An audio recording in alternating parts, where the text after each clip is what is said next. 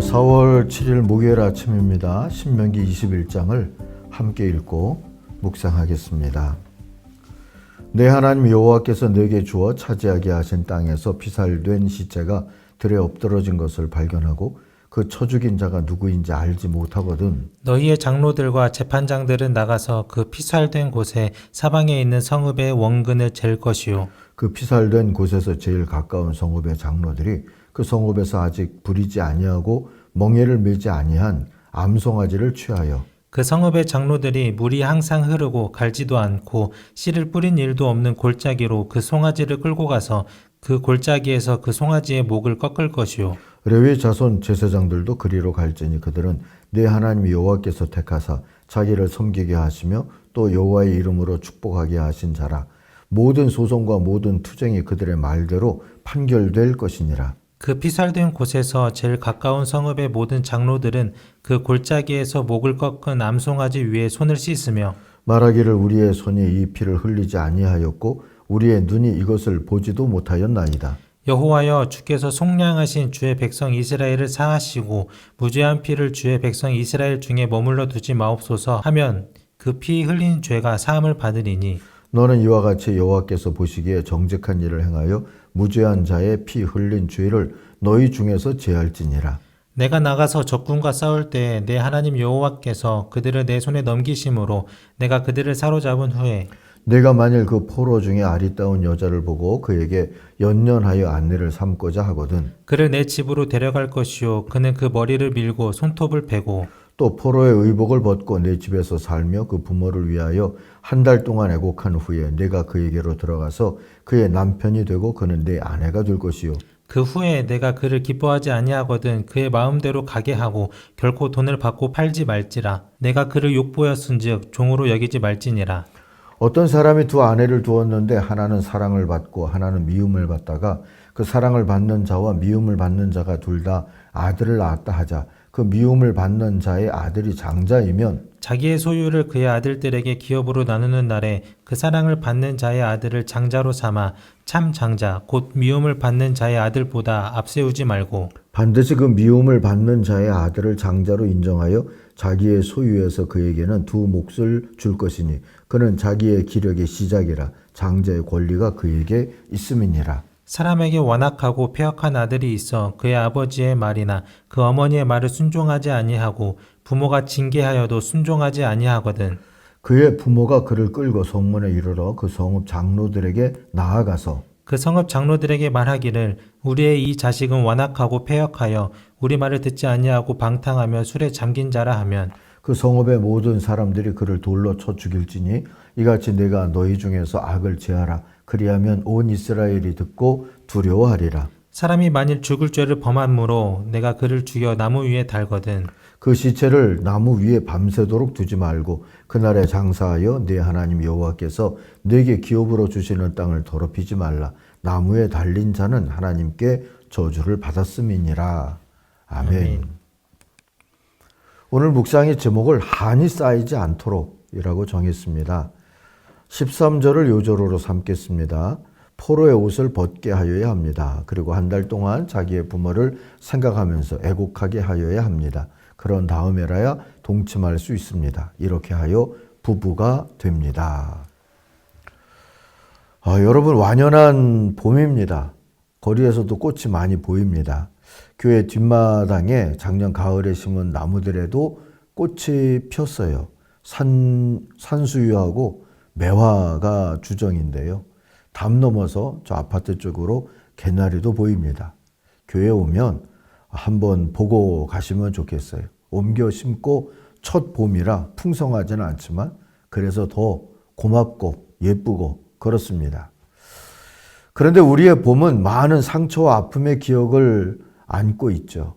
4월에는 제주 4.3 사건을 비롯해서 4.16 세월호 참사, 4.19 민주혁명, 또 5월에는 5.16 쿠데타가 있는 날이 있고 5.18 민주항쟁 기념일이 그 대표적이죠. 5월 11일은 동학농민혁명일이기도 합니다. 여전히 진행 중인 상처와 아픔을 가지고 있는 날들도 많죠. 해외로 눈을 돌려보면 4월 말에는 체르노빌 원전 사고가 있었죠. 지금 그곳이 우크라이나 땅에 있어서 좀 더 주목을 하게 되죠.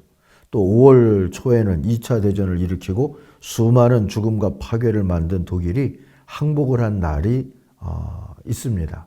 미국에게 항복하고 소련에게 항복하고 그랬었는데요. 어쨌든 그래서 2차 세계대전도 다시 한번 돌아보게 되는 그런 달이기도 합니다. 아무튼 한 사회가 성숙하게 된다는 것은 억울하고 슬프고 원망스러운 일을 겪은 사람과 공동체를 어떻게 돌보느냐 하는 것과 깊은 관련이 있습니다. 풀지 못한 억울함은 한이 되고 한이 쌓이면 불안한 사회가 되죠. 그러므로 상처를 보듬고 한을 푸는 공평하고 정성스러운 돌봄은 성숙한 사회의 필요 충분 조건이라고 할 수 있습니다. 하나님 나라는 더욱 그렇지 않겠습니까? 21장이 전하는 그다지 서로 관련이 없어 보이는 몇 가지 규정들의 공통점이 바로 사회의 그 공동체의 억울함과 한을 풀어주는 것과 관련이 있습니다. 첫 번째로 가해자를 모르는 죽음을 보았을 때는 인근 성읍민들이 속죄의식을 행하여서 피 흘린 죄를 씻고 자신들의 무고함도 밝히는 게 좋다 하는 규정이 있죠. 살인자를 처형해서 살인에 대한 속죄를 하지 않는 한 살해당한 사람의 피가 공동체의 저주가 된다는 생각이 고대 사회에 있었다고 보여집니다. 가인과 아벨 때부터 그런 생각들이 나타나죠. 그러므로 살인자를 모를 경우엔 사건이 일어난 곳에서 가장 가까운 성읍의 장로들이 나서서 속죄 의식을 행하는 것이 좋다 하는 게 이 규정의 내용입니다. 6절부터 8절을 한번 세 번역으로 읽어드릴게요.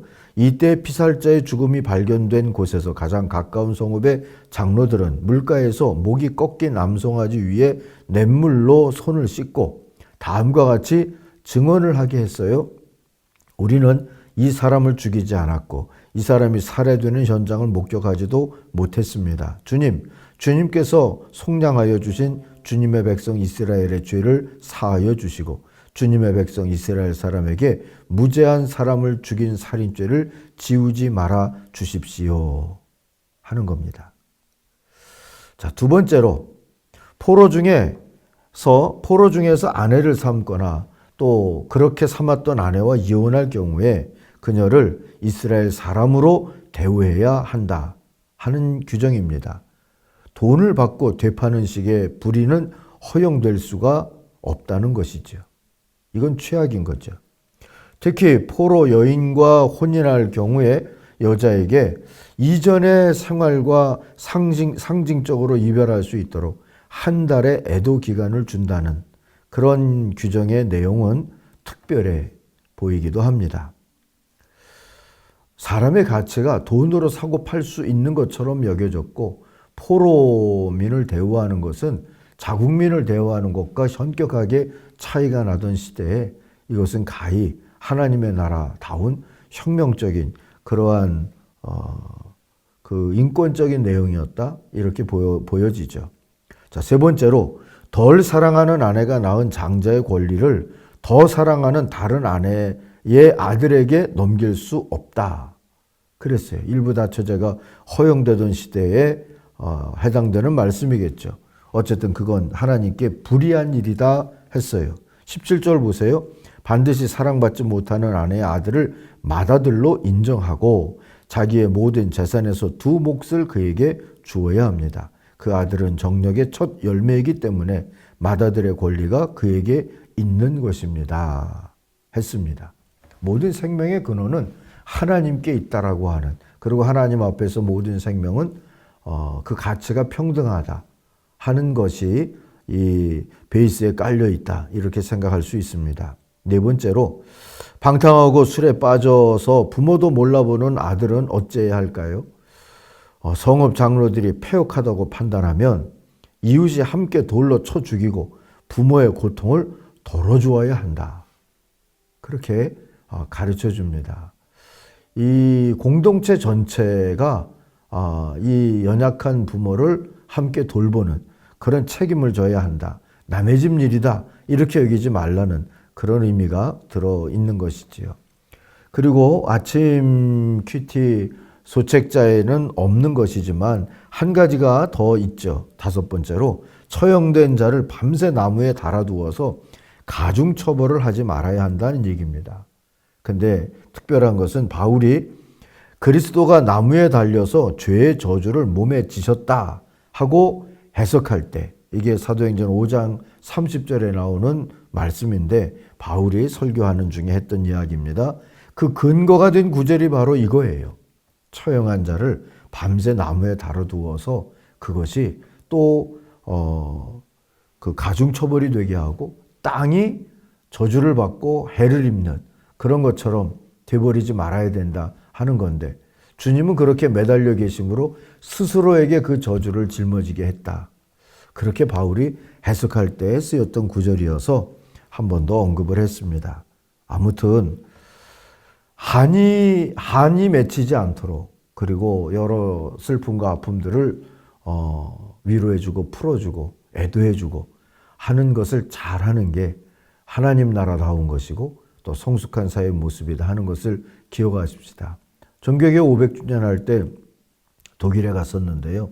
거기에서 본 것 중에 그 테러 때문에 희생당한 사람들이 있었는데, 그 베를린 한 도시에서 모든 관공수가 그 국기를 조기로 달고 그 테러 현장이 있던 곳에는 사람들이 꽃을 놓아두고 모두가 함께 그 애도 기간을 얼마를 정했는지 기억이 없습니다만 같이 애도해주고 있는 그 기간을 가졌다는 것이 그 사회가 함께 슬퍼하고 또 그 가족들을 위로할 수 있는 그런 여유가 있구나 하는 것이 보여져서 좋았던 기억으로 남아 있습니다. 우리도 좀 그렇게 공동체적인 애도의 자세를 가지면서 서로 억울함을 풀어줄 수 있거나 한이 맺히지 않도록 도울 수 있는 그런 길이 있는 그런 사회였으면 좋겠다 싶어요. 기도하겠습니다. 하나님 아버지, 많은 한 맺힌 기억들이 많은 이 4월이고 또 5월이고 그렇습니다. 주님, 풀려야 될 것들이 풀리게도 도와주시고 또 보상도 받고 위로도 받아야 될 분들이 그래야 할 수 있도록 도와주시옵소서. 함께 억울함과 한이 맺히지 않도록 모든 아픔과 슬픔들, 상처들을 위로하고 품어줄 수 있는 이 사회가 되게 하여 주시고 교회가 하나님의 나라를 증언하면서 그 역할을 할 수도 있게 하여 주옵소서. 예수님의 이름으로 기도하옵나이다. 아멘. 하늘에 계신 우리 아버지, 아버지의 이름을 거룩하게 하시며 아버지의 나라가 오게 하시며 아버지의 뜻이 하늘에서와 같이 땅에서도 이루어지게 하소서. 오늘 우리에게 일용할 양식을 주시고 우리가 우리에게 잘못한 사람을 용서하여 준 것 같이 우리 죄를 용서하여 주시고 우리를 시험에 빠지지 않게 하시고 악에서 구하소서. 나라와 권능과 영광이 영원히 아버지의 것입니다. 아멘. 각자 기도하겠습니다.